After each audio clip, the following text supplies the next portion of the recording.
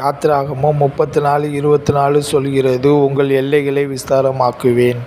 தேவனாகிய என்னைக் கேளும், அப்பொழுது ஜாதிகளை உமக்குச் சுதந்தரமாகவும் பூமியின் எல்லைகளை உமக்குச் சொந்தமாகவும் கொடுப்பேன்.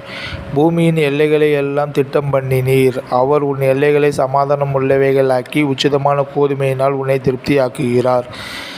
தேவனாகிய கர்த்தர், நீங்கள் பலுகிப் பெருகி பூமியை நிரப்பி அதைக் கீழ்ப்படுத்தி சமுத்திரத்தின் மச்சங்களையும் ஆகாயத்துப் பறவைகளையும் பூமியின் மேல் நடமாடுகிற சகல ஜீவ ஜந்துக்களையும் ஆண்டு கொள்ளுங்கள் என்று சொல்லி அவர்களை ஆசீர்வதித்தார். உன் சந்ததியை பூமியின் தூளைப் போல பெருகப் பண்ணுவேன். நான் உன்னை ஆசீர்வதிக்கவே ஆசீர்வதித்து உன் சந்ததியை வானத்தின் நட்சத்திரங்களைப் போலவும் கடற்கரை மணலைப் போலவும் பெருகவே பெருகப் பண்ணுவேன்.